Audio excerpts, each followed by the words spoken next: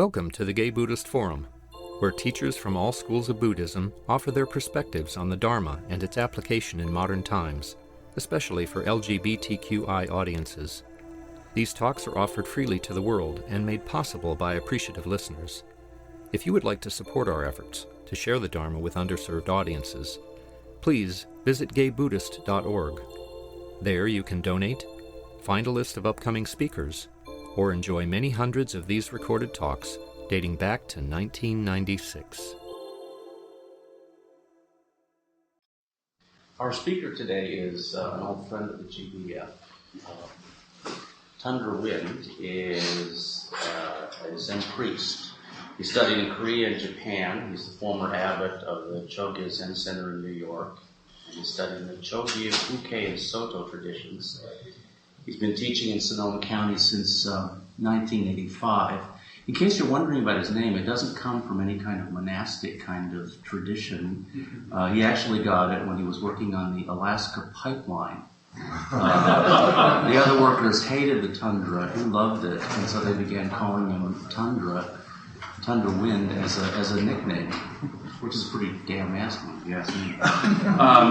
He's going to speak today on compassion in daily life. Mr. Wind? What's the time frame? We go until about noon. Okay. We have a few minutes for questions. And cool. Thank you. Thank you very much for inviting me. It's really nice to be here and see some old friends and a lot of new faces. So I like to start my talks off with some music, so if you'll indulge me in this brief piece. Thank you. This is, I'm a techno peasant, so if you need, is it all set up? Ready? Okay, thank you.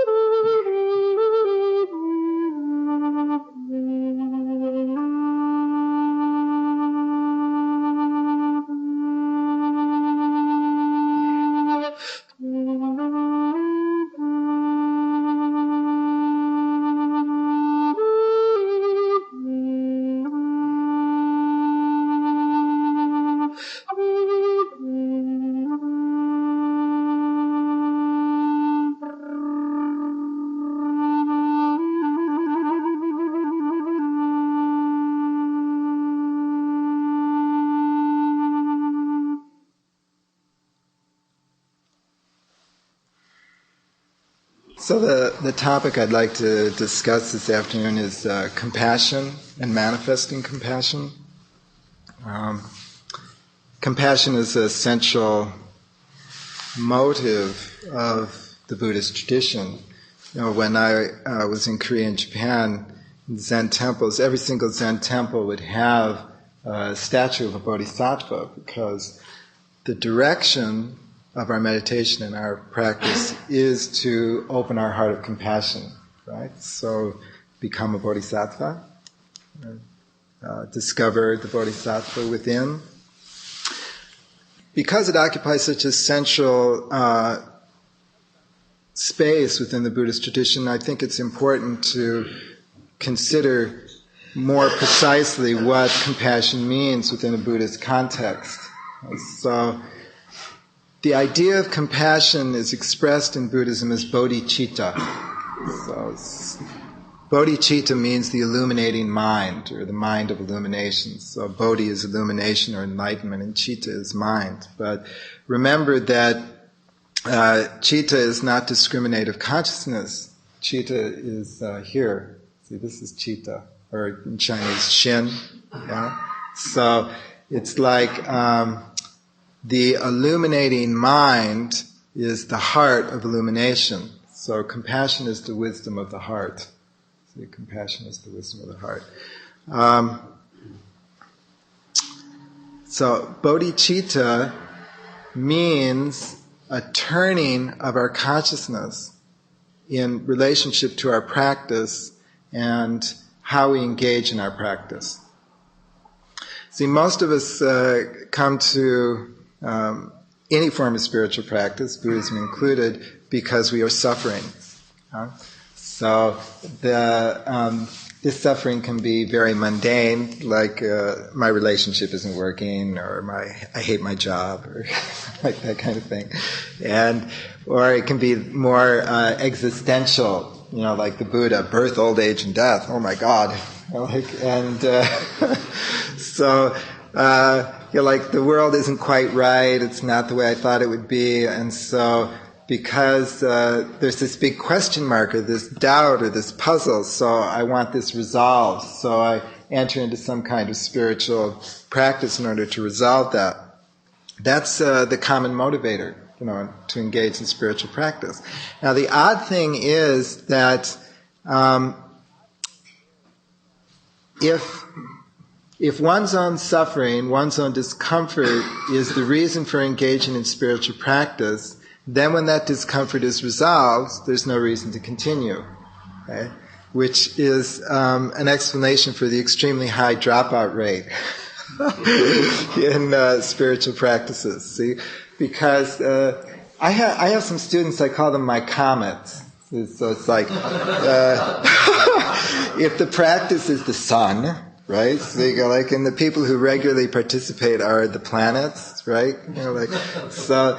Then I have some students who sort of zoom in and they sit down and their life is a mess, you see. So I need to sit. I really do need to sit, it's sort of because, I got fired, or my lover kicked me out, or whatever, and so they sort of zoom in, and then that's taken care of. They find another job, or another lover, or a new apartment, and then off they go.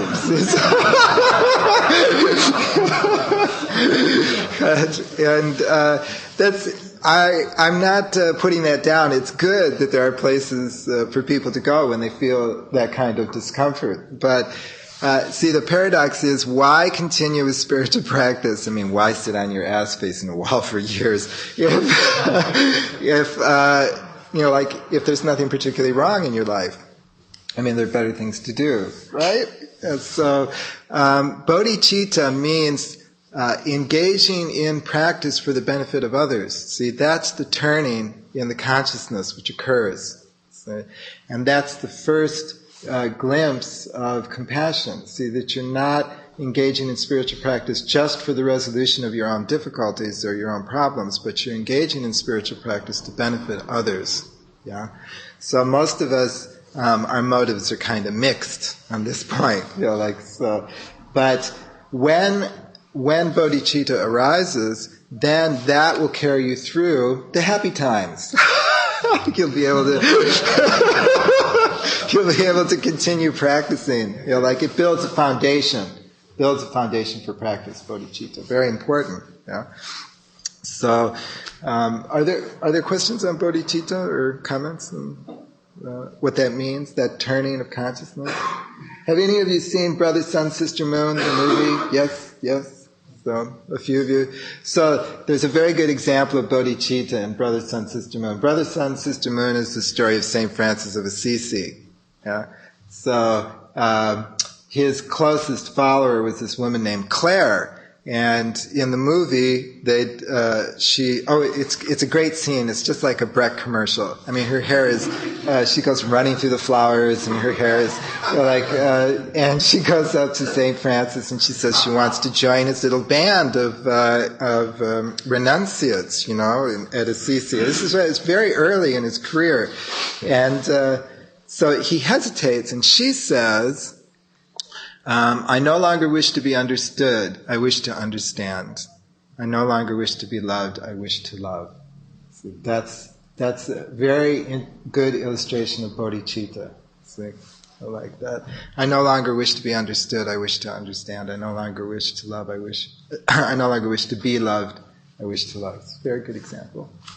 In the Buddhist tradition, my favorite example of this is in the Avatamsaka Sutra. The last section, entrance into the realm of realities. So, how many of you have read that? Yes?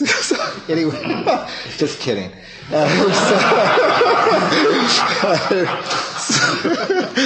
So, at the beginning of the sutra, it starts out like all the sutras. Thus, if I heard the Buddha was at such and such a place, and then it describes the gathering. So, there were monks, and there were nuns, and there were lay women, and there were laymen. And then it launches into this incredibly long description of there's nature spirits are coming to hear the Buddha speak, like sky spirits, star spirits, river spirits, forest spirits, ocean spirits, wind spirits, array upon array upon array of spirits. And then various gods and goddesses come, Brahmas and Devas and mythical animals, Garudas and Kinaras and all these, from the 10 directions. That's why there's 10 paragraphs. From the north, there are these spirits. From the south, these spirits. Go 41 pages of this listing.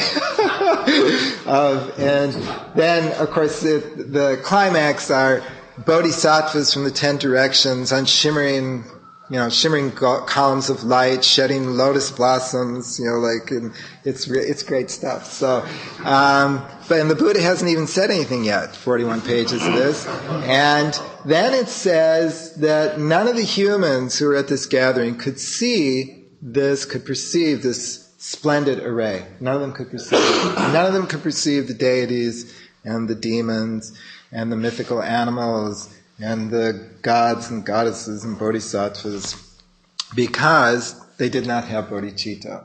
They were not there to benefit others. They were there only to resolve their own difficulties.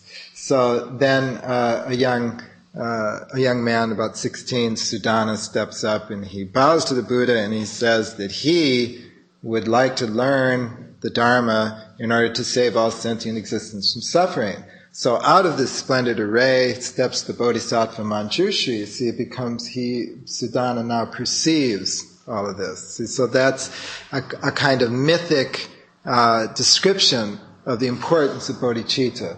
Bodhicitta is the entrance into the realm of reality. Because our suffering is caused by our self-concern or our self-fascination. So moving away from that and practicing for the benefit of others is the first step, not only in building a firm foundation for our practice, but also it's the entrance into the realm of reality. So, having made that entrance into the realm of reality, how do we continue, with that kind of practice? One of the things about compassion that I'd like to suggest is that it doesn't have to be spectacular. Buddhism is not much help on this point, because bodhisattvas are definitely spectacular. So, I mean, so like when you read about these bodhisattvas in their celestial realms, it's sort of like it's more than one could hope to achieve in several eons of lives, right? So, but it doesn't. You don't have to look at it that way. So, compassion can be very ordinary. If one's self-concern is falling one away and one is practicing for the benefit of others, there are 10,000 opportunities a day to practice compassion. 10,000 opportunities a day. In the checkout line at the grocery store, in one's interactions at work, to remain centered, to not give rise to anger and hostility. So every moment to moment, presents this kind of opportunity for the practice of compassion. Yeah. So one of the ways of activating that realization is to ask yourself the question internally, and you can do this at any time. What does compassion resemble right now? What does compassion resemble right now? So, like wherever you are, whatever you're doing, if you ask yourself that question, very quickly the appropriate response will appear. See? Because what does compassion resemble right now as we're sitting here right now? What appears in your mind? See? When you first try this, it may seem a little confusing. That's because this question is not designed for you to figure out. Okay? It's designed to stimulate you to perceive the situation that is appearing. Okay? So if you take that question, what does compassion resemble right now, and you try and sort of analyze the situation, that's not what it's for. Drop the question into the heart, right? Then the compassion will appear. Okay? Not only your own activity from the point of view of compassion, but you will be able to perceive the compassion present in the situation. Do you believe me? This is a little tricky. But if you try it, it'll be very clear. What does compassion resemble? So, it's, this life is not easy. Practicing compassion is not always easy. So, one of the things to remember is to be compassionate toward yourself, right? So, as one of the numerous sentient beings in this world, okay? So, like one of the problems with celestial bodhisattvas is it's very hard to live up to that kind of ideal. So Buddhism should not be an opportunity for yet another opportunity for you to beat yourself up. So, but if you think of compassion as not in spectacular terms, but in everyday terms, then not so hard. It's not so hard. So there you are in the checkout line, and people are getting irritated. So it's possible to stand in the checkout line and not be irritated. Right? It's it's true. I'm telling you the truth. So, because standing in the checkout line is an opportunity for meditation. Okay? Yeah. So there you are. There's your situation. You're going to have to wait 10 or 15 minutes. It is an opportunity for centering. So, once again, your interaction with people, strangers, very every day presents these opportunities. Buddhism has developed a whole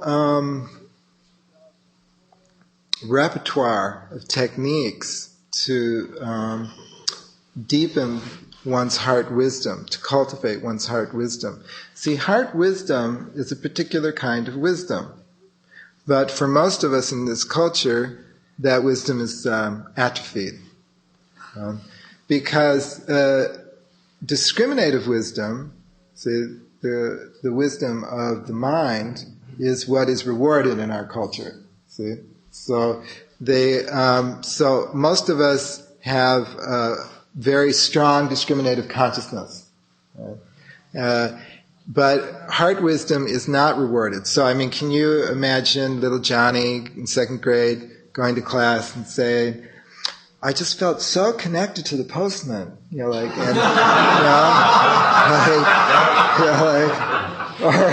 the teacher going, yeah, right, thank you. Where's your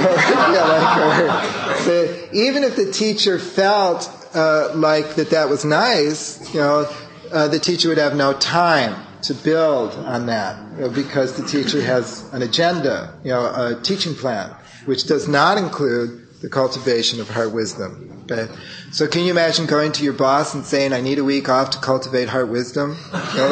So it's like, oh, sure, or running for office. See, and I went on a retreat, a full month. I cultivated heart wisdom. See, that's one of the reasons you should vote for me. Not likely. So the context of our culture, makes this difficult. Yeah, but it is possible. When heart wisdom is manifesting, because this. It is the feeling of gratitude. That is the first inkling that heart wisdom is appearing. Yeah? So, here's the key. So this is how you know. If right now you think of something you feel very grateful for, right now, this feeling arises in the center of the chest. Okay? That's what gratitude means. That's how we know that we're feeling grateful. Okay? That feeling is the signal that heart wisdom is manifesting, at least in a rudimentary form. Okay? Because, you see, gratitude means the feeling of connectedness with something. That is the relationship between compassion, gratitude, and the Buddha's central insight of dependent origination. That is the interconnectedness of everything. You see? Okay? So, when just intellectually understanding that everything is interconnected is insufficient. Okay, it's not a bad idea to intellectually understand it. Okay, but watch how the discriminative consciousness will use this information. See, understanding that everything is interconnected. Oh, I got that. Okay, I got everything is interconnected. Those fools and idiots over there don't understand that. See?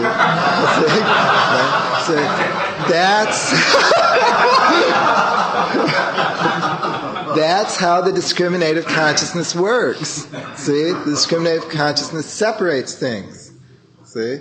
So even the understanding of interdependence would be used by the discriminative consciousness to separate.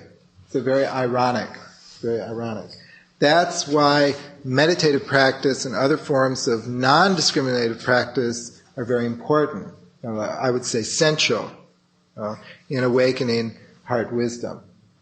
Because asking the discriminative consciousness to actualize compassion would resemble asking the liver to pump blood. See, it's not designed to do that. It's not designed to do that. See, so. Incidentally, I'm not against the discriminative consciousness, because we need to recognize the difference between a rock in the road and an oncoming truck, right? So it's not like that the discriminative consciousness is bad, or like you should go to the hospital and get some lobes removed so you can become enlightened. Right? It's just understanding its limitations, that it has certain functions. It does those functions very well. We cultivate those functions in our culture, but there are other functions of wisdom. Okay, and this is the focus. So, gratitude is the first awakening to the reality of interconnectedness. Gratitude is the first awakening to the reality of interconnectedness. See? So, everybody feels grateful for something. The worst misanthrope feels grateful for the door which keeps the world at bay. So, you see, because interconnectedness is the truth, dependent origination is the truth. So you start with that which you spontaneously feel grateful for. See, and the first understanding is to become aware of that feeling as not just a feeling or a stray emotion, but as the wisdom of compassion manifesting through the door of gratitude. See?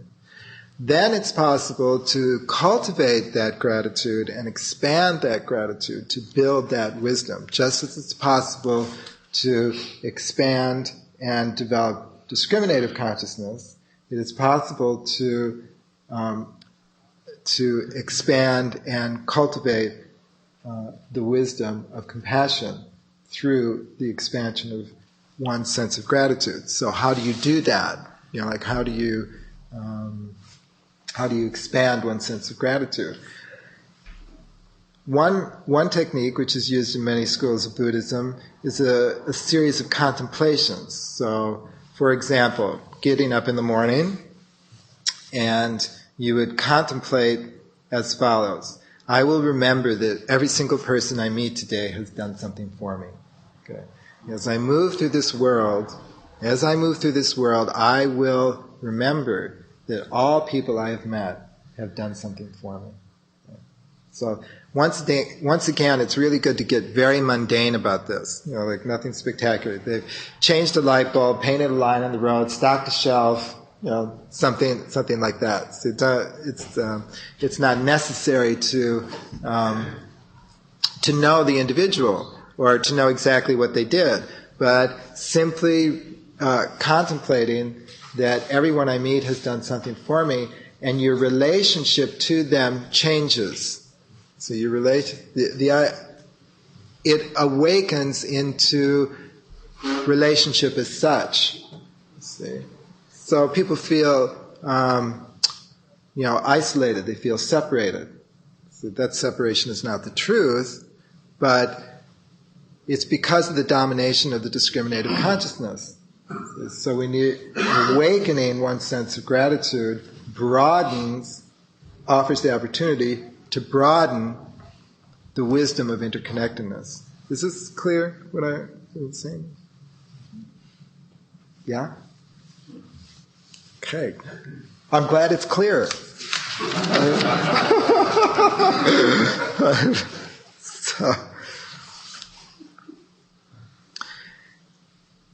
And it's not only people you meet. So gratitude expanded to every single person I meet, but not only people, but all of existence. See? Well, it's like, so what does compassion resemble right now? So the air we are breathing is a manifestation of compassion because it gifts our life to us. See? It allows me to talk to you, allows you to listen to me, which I consider a great act of compassion. So what does compassion resemble right now? The floor we're sitting upon. Without even asking, it supports us. Okay? What does compassion resemble right now? The sun shining upon us, giving life to all. Energy without discrimination. The good, the bad. When I'm in a lousy mood, when I'm in a good mood, still gives me that warmth, that understanding. See? So that's what I mean by systematically expanding one's sense of gratitude. You start with those situations, things, people, for whom gratitude spontaneously appears, and then you can build that sense, that sense of interconnectedness. It's very nice, So try that. Another approach that Buddhism often takes comes from a sutra called the Metta Sutra. So in the Metta Sutra, the Buddha says that if you would attain the great way of peace and liberation, you must do as follows. Treat every living being you meet as if they were your only child. Treat every living being you meet as if they were your only child. So that also shifts one's sense of relationship. See, but the other really interesting thing about this discourse of the Buddha is there's no list of do's and don'ts. Buddhism is thick with lists, but in this discourse He simply says to treat everyone you meet as if they were your only child. Now, if you a parent's relationship to their child can manifest in many different ways. The important consideration here is the formlessness of compassion. Okay? The formlessness of compassion, because if little Johnny runs into the street 6 times, and you've told Johnny not to run into the street, and the 7th time Johnny runs in the street, anger can appear, strong anger can appear. Like, no, I really mean it. Go to your room.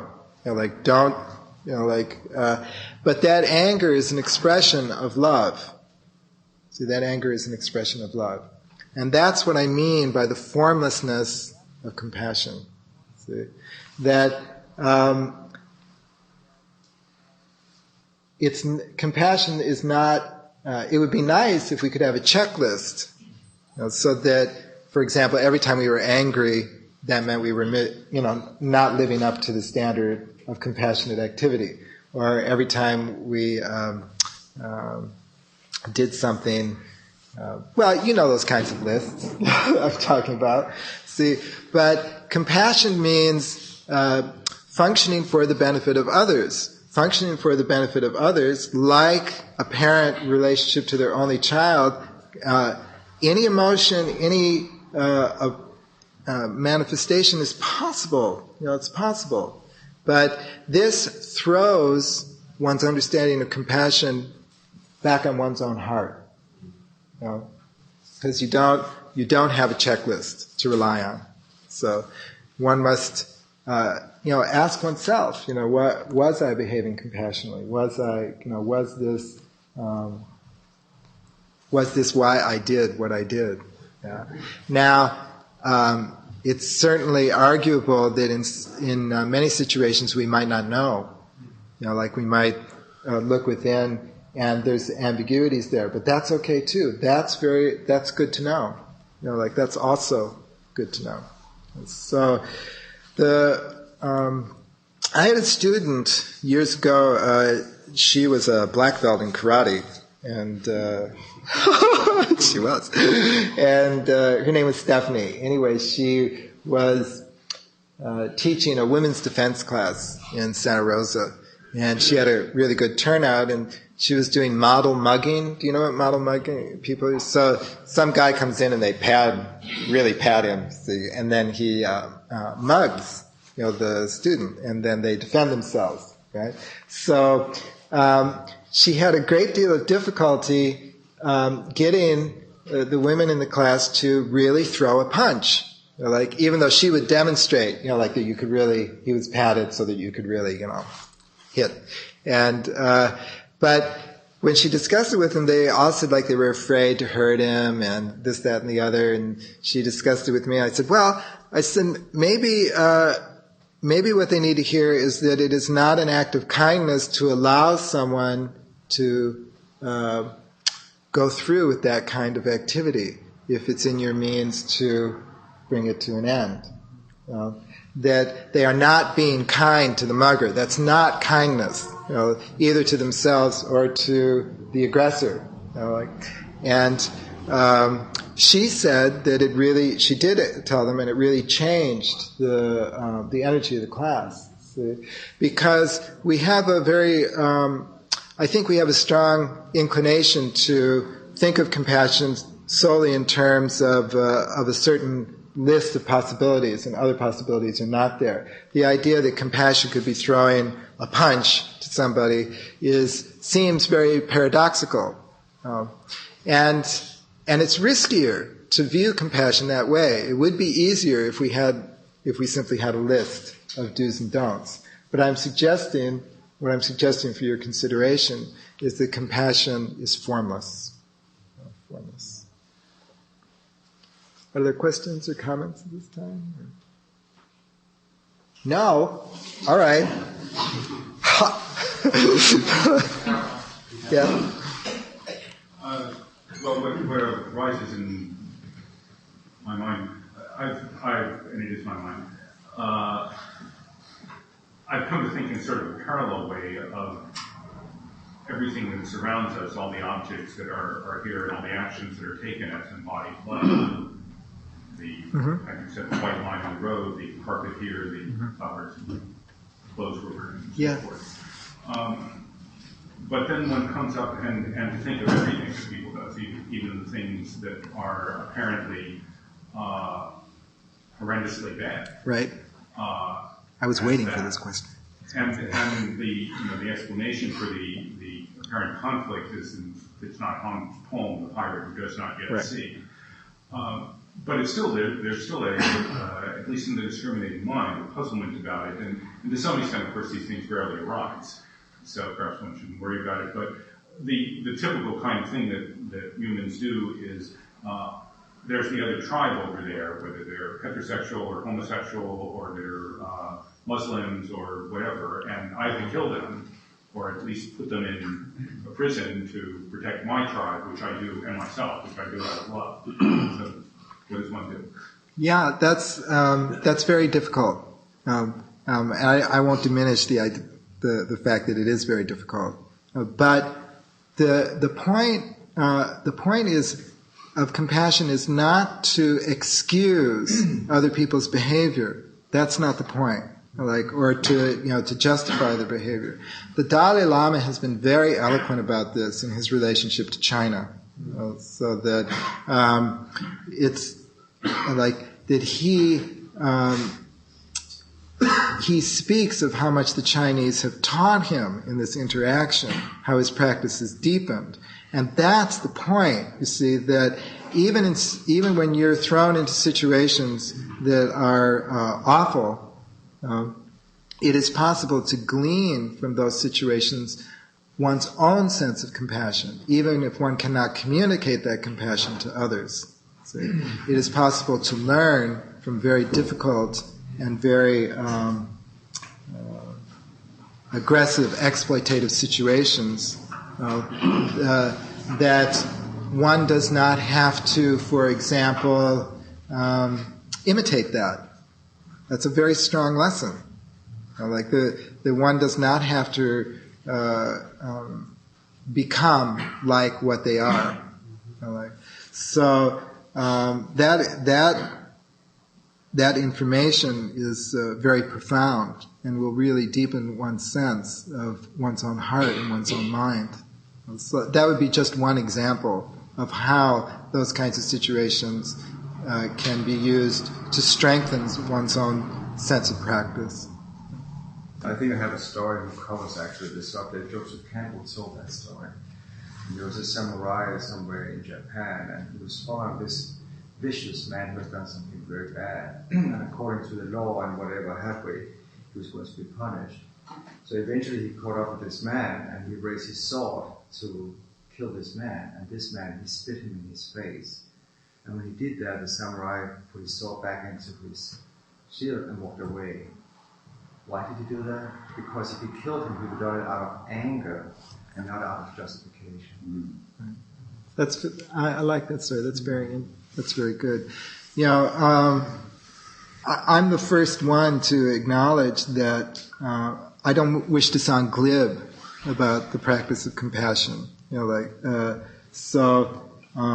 Especially because we live in a culture where it's not, you don't get a lot of support for this. So practitioners in this direction will meet difficulties. And one of the things that I would encourage people is to find a sangha, to discuss those kinds of situations as they come up in one's life, to find a community of practitioners, and say, well, this situation manifested, and believe me, I was pissed, this, that, and the other. It's very important to get that kind of interaction and support, and otherwise one feels like completely isolated, in that kind of direction. Could you say something about developing heart wisdom or compassion toward pests, toward people who just seem like pests to you, who annoy you, and you just wish would go away? Yeah, right. So sometimes the correct relationship between you and another person is distance. So it's something you work with. Yeah, I know. I got it. So, when I was first practicing Zen, there was a woman at the Zen Center who used to drive me crazy. Just annoyed me. And she had quite a temper. Only it was sort of, you've met the kind of person who gets angry, and if you happen to be standing there, then you get this blast of irrelevant anger. And I finally said to my teacher, Sansanim, I said, this person is, I don't like her. And he said, yeah, the sky's blue, the grass is green, and so-and-so is really difficult. See, it seems to me, for me, that was very important. To acknowledge, first of all, he acknowledged that this person really was difficult. So compassion is not a denial that somebody is annoying. That's number one. The metaphor I use when I'm confronted with that situation, I call the empty boat metaphor. And it comes from a fable from Chuang Tzu, where he describes how if you're floating downstream in a boat and you bump into another boat, if the boat is empty, you just push the empty boat on the way and you continue. See?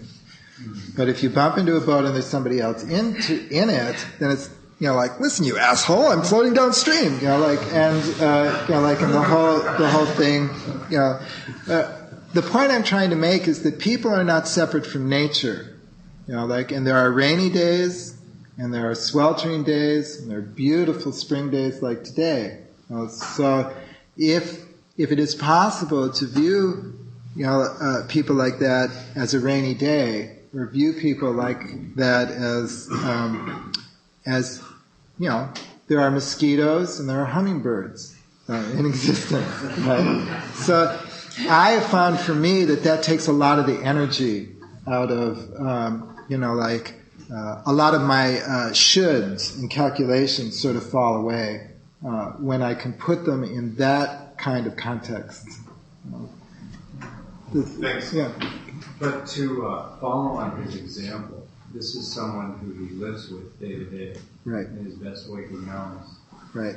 So, right practice is developing compassion about that individual's whatever it is they're throwing on. Yeah. Don't they want to engage? Isn't that part of what the pest's role is? Right. Oh, you didn't hear me the first time. Let me make it a little more. Let me throw more. So, it's a really good question. It is a really good question. And I a compassionate response to that individual who really wants to engage. Mm-hmm. They're not succeeding until our annoyance comes to the fore. Right. That's how some people, that's the only way they know how to engage, is to annoy someone else. And then they've succeeded. Mm-hmm. Right? I know the kind of person you're talking about. I wish I had a really good, formula for handling that. It would make my life much easier. But in addition to the empty boat, there's also being compassion for oneself. And saying to this person, no, I did hear you the first time. And I don't need to hear you a second time. Because otherwise they don't get the information, otherwise that pattern, you see, is simply going to continue. They are not going to get the information that pattern is not successful. Where I work, there's a customer who comes in, and if I work in retail, so there's a customer who comes in the store regularly, and if you have 15 seconds to spare, he's gotcha, and he's going to tell you his whole theory of existence, which is bozo, it's just completely wacko, right? So, I finally turned to him and I said, I'm at work and I don't have time to listen to you, because it suddenly occurred to me that, it's that same kind of situation in a less dramatic form of the mugger. It's kind of a verbal mugging, like that somebody has to say to him in, either a gentle way or a strong way, that this is inappropriate. Like that, you're not really engaging in a conversation, you're just hectoring people, so, and then it goes back, that examination of one's own heart, I thought about that after I did that, was that just my annoyance? Was I really doing it for that, well, maybe it was mixed. But what I'm saying is that those possibilities are legitimate possibilities. That kind of response is legitimate response within the framework of compassion. Did you? I was just going to say, you touched on it, but a compassionate response doesn't mean you can't share that this other person brings this out of you. It's how you do it. And you can do it with a really sharp tongue, or you can do it with compassion, but honest, and say, when this happens, it's so difficult dealing with it. Right. And that's not necessarily uncompassionate to deal with the negative. That's a very good point. One of the ways you know whether you're acting compassionately is whether you fixed that person into a role. And if in your mind you have decided that person will always be that way and will never change, then the likelihood is that you have not acted out of compassion. But if you are saying, the way you're behaving now is not a way I can interact with, or not, then you're allowing them to change or yourself to change. You will allow for the possibility of some kind of evolution of that situation. I just had an experience of this yesterday. I'm on a job search committee where I work, and I just said in passing to somebody, how are things? And that person said, well, they're pretty good, because I've been informed that the search committee recommended me, and now I'm just waiting to hear from the next higher up. They take me, and I know that he was recommended because there wasn't anybody else around, and very reluctantly and not very strongly. And I would say very reluctantly. Liked him personally, but just didn't think he was doing a very good job. And I know that there's a likely outcome that he won't be offered the job. And having watched his behavior before, he's going to say, oh, it's because that person higher up, doesn't like me and they hate me and so forth. And there were some specific things that he was doing or hadn't done mostly that I knew were problematical. And I, with a lot of hesitation and feeling it was some adversity to myself as well, took him aside and in as kind of way as I was able, explained what the problems were and what the feelings were, and provided some suggestions as to what he might do, because if he does stay on, it'll come up again. And if he doesn't, he needs to know it wherever else he is. So, and he thanked me at the end, so it seemed like a worthwhile thing to do. Yeah, compassion involves some risks. One more question.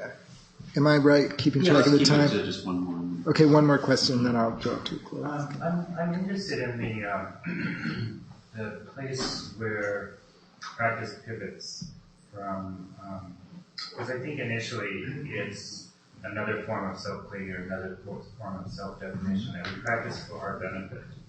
And then we can do that for 20 years until practice becomes part of the despair that brought us to practice in the first place. Or it seems that something else can happen, and I'm wondering is there some way of facilitating that so that you're not wasting all that time, or that you can get to a selfless practice instead of a self-interested practice? I would say that meditation is the key, because meditation is a non-discursive discipline, means of practice. Then it's not inevitable, but that creates a situation that would strongly favor that turning. Could even those small achievements become like a Boy Scout badge? Oh, look how I did that. Well, they could. In which case, having a good teacher is important in that situation, because a good teacher could spot that kind of drift. So, like, I sit stiller than anyone else. Like wide world of Zen. Here we are. So that's the function of a good teacher, is to watch for that kind of arising. What Roshi Kennett used to call second mind. It's like even an enlightenment experience can become material for creating that. Like my enlightenment experience was better than yours, deeper, longer, more exciting. Whatever. So that's the discriminative consciousness leaping in again and taking hold of that material. As I say, a good teacher will watch for that. And because the discriminative consciousness is so powerful and so cultivated, for most students that does happen. It's somewhere along the path. That kind of feedback is very important. It's an important point. Bringing the talk to a close, I'd just like to mention very briefly the connection between meditation and compassion, which I touched on in response to George's question.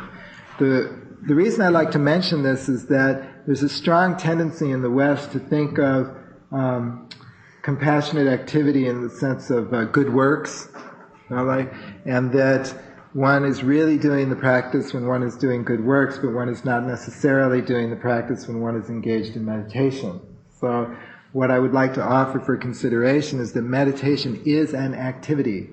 Okay? Meditation is an activity. It is the activity of silence and stillness. When one fully comprehends the interconnectedness of all things, the silence and stillness of meditation is one's gift to the world. Okay? Because the silence and stillness of one's meditation is the silence and stillness of all sentient existence, not primarily the silence and stillness of oneself. Okay? If you understand the primal interconnectedness of all things, then meditation can become one's ultimate act of compassion. So I just would like to conclude my talk with that. And I want to thank you very much for inviting me here. And I hope you have a very good afternoon and treat yourself kindly. Thank you very much. I hope you can join us for the Sure. Thank you for listening to the Gay Buddhist Forum. If you would like to hear several new talks per month and be notified of upcoming speakers so you can participate live, please subscribe to this podcast, like us on Facebook, and join our mailing list by visiting gaybuddhist.org.